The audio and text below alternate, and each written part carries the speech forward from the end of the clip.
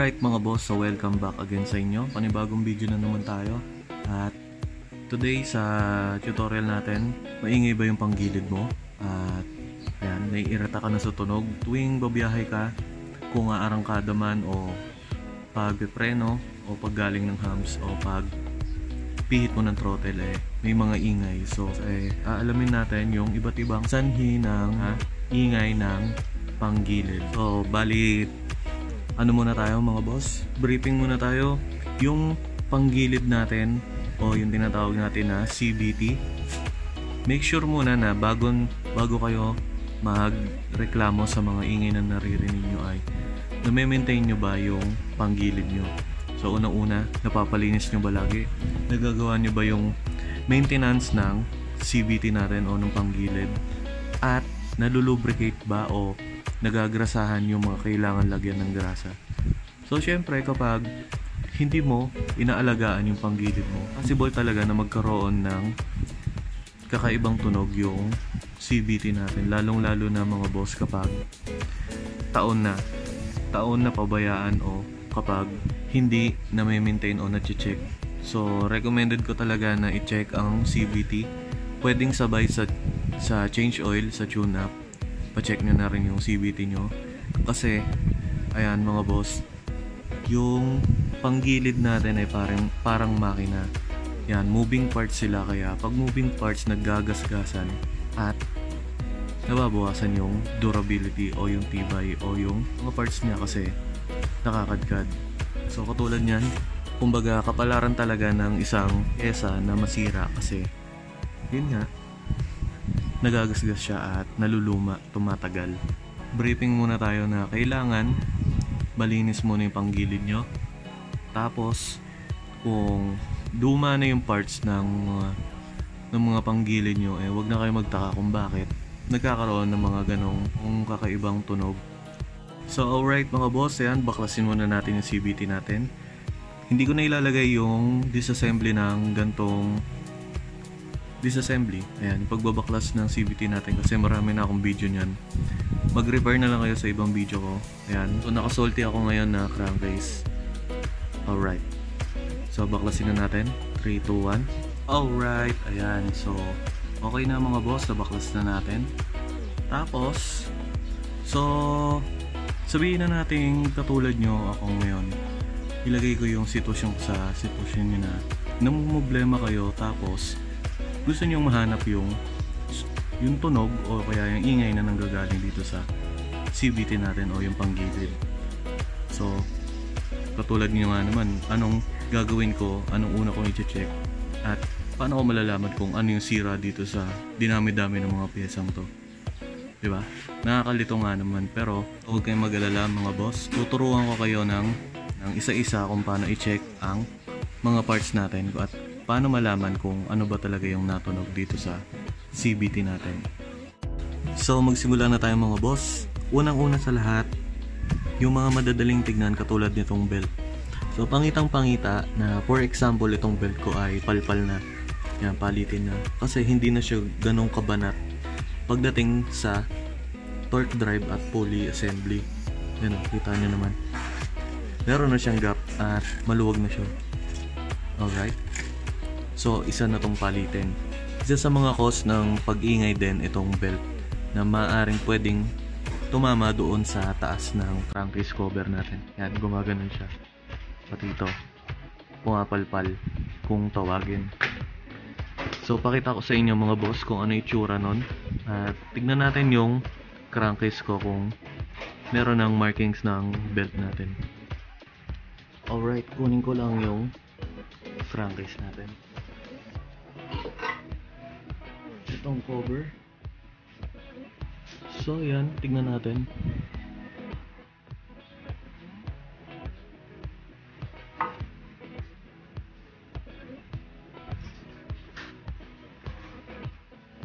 Alright, ayan mga boss. So nilinis ko. Wala namang markings ng pinagtamaan ng belt. Ayan, okay naman.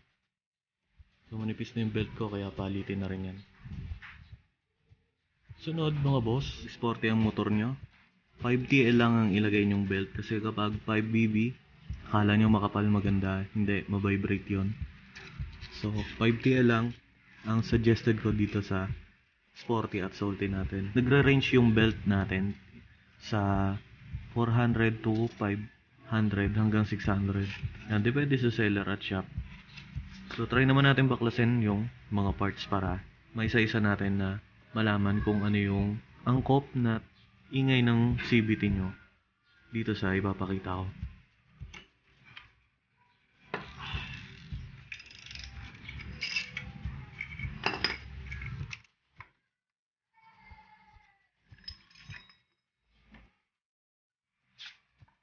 Again mga boss, paalala lang, lagi kong pinapaalala to.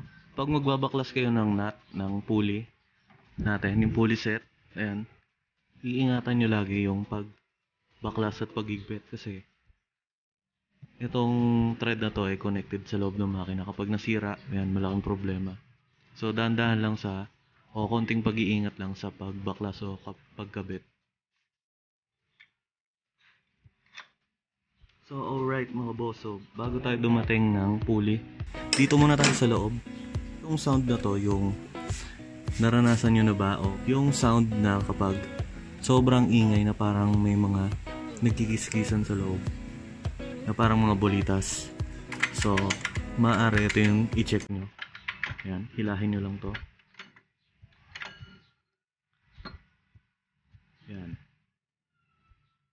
So ang tawag dito ay Bendix drive natin. Meron siyang mga pin sa loob, 4.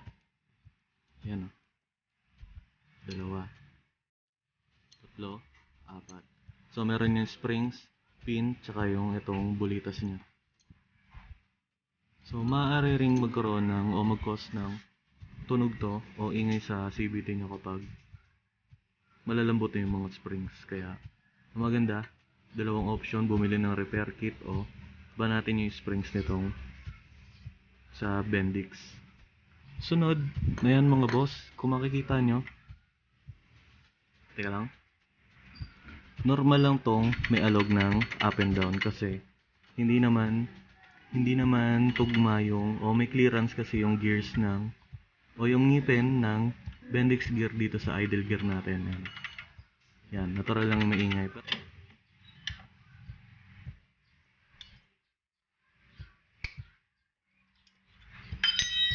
Itong Bendix gear natin. So yung sa akin may washer hanggang sa likod. Merong washer yan. 2. 1, 2. Alright. Kabilaan. Tapos check nyo rin yung mga ngipin, mga boss. Ngipin ng idle gear natin. So tandaan nyo, idle gear to. Once na mabungi ang isa dito, yan dito o dito man, alin man dyan, pwede rin mag-cause ng ingay sa pag nag-start ka. Sunod naman natin mga boss, ito Bendix gear. So ayan o, umiikot na siya, pre-wheel na siya. So yung sa akin siguro palitin na to eh.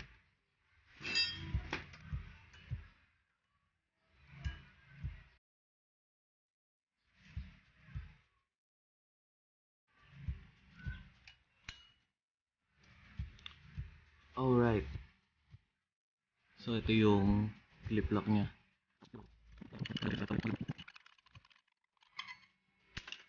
Alright. Ayan. So i-check ko rin kasi itong bearing. Alright mga boss, tanggalin ko muna tong bell natin tsaka yung torque drive assembly. Alright.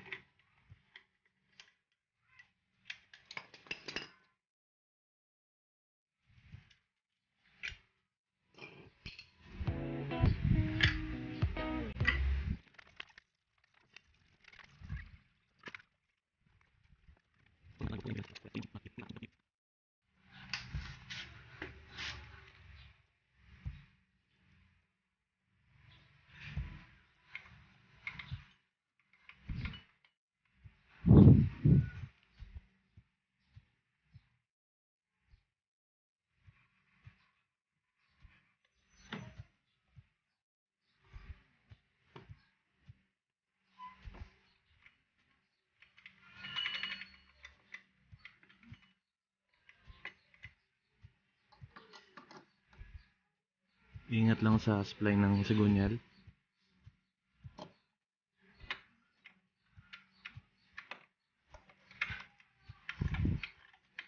Kalimutan pala ako, ano. Tanggalin ko muna to.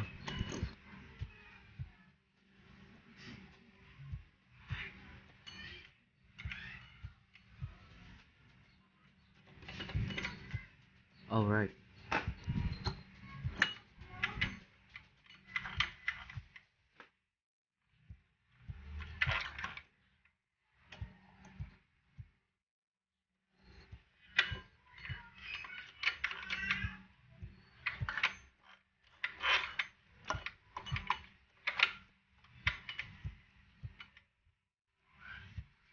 Boss, so yan.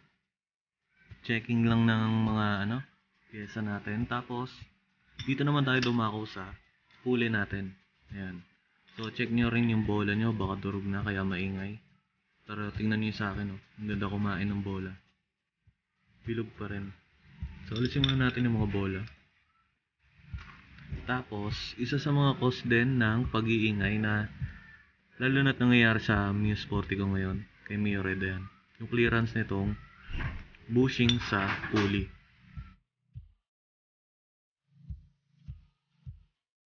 So matagal na kasi itong pulling to kaya may alog, no. Ayan. Ramdam na yung alog. Alright. So baka palitan ko na rin to in the future. Sunod natin mga boss, ayan. Possible din mag-ingay sa pulley natin itong mga slider. Ayan. Baka pudpud na rin. Ang palatandaan yan kapag maluwag na sa backplate. Tapos itong backplate din. Pero itong backplate ko bago. Bago yan. Kaya okay pa naman.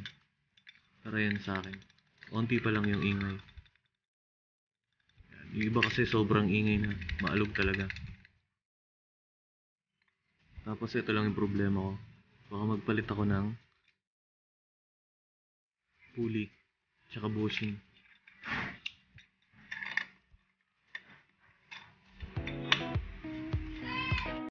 So babalik ko na mga boss.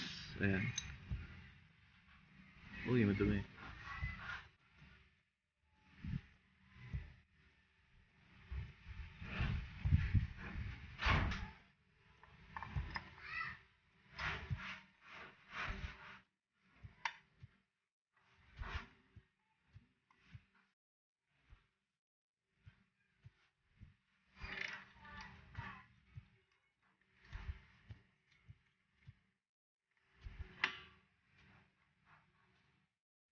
So yan, ginabi na tayo mga boss, no? Tapos, higpitan ko lang tong nut ng pulley assembly. So bali next naman na pwede nyong i-check. Bali tapos na tayo dito sa side ng pulley. Ayan, tapos dito naman tayo sa may side ng torque drive. So dito, habang nakahubad o nakatanggal yung torque drive natin, pwede nyo na agad malaman kung may ingay itong gearings nyo. Ayan. So pwede nyo na malaman kung may ingay. Ayan, ikot nyo lang. So ayan yung sa akin smooth. Alright. Kapag may nalagutok dyan, o kahit anumang ingay na pag inikot nyo tong gulong sa likod, tapos may nalagutok, pag hinalaan nyo na agad yung loob o yung mga bearings ng dito sa may gearings natin, maaaring sira na yung bearing o kaya bungi-bungi naman yung mga gearings.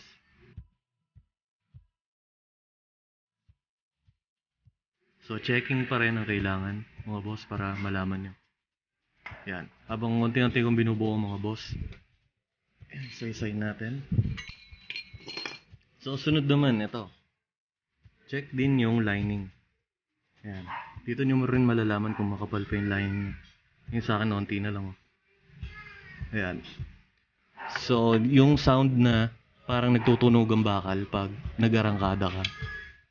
Isa rin yung lining at bell natin. Ayan. So, kapag nag-arangkada ka, parang may bakal na humahampas. Katulad nito. Ayan. Parang yung ganito. Ayan. Parang ganyan. Gumaganon pag nag-arangkada ka. Pag hinalaan nyo na rin agad yung bell at lining. Ayan. Baka kasi maaari na pudpud na to o oblong na yung bell. Ayan. So, Install na natin mga boss.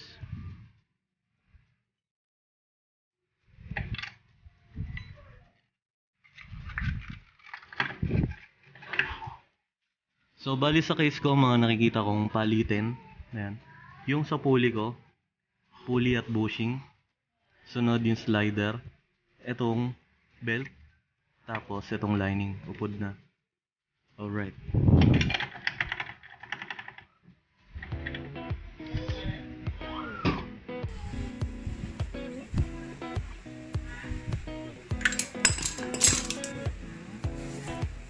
Alright mga boss, so habang nag-change oil ako, ayan, shoutout muna tayo.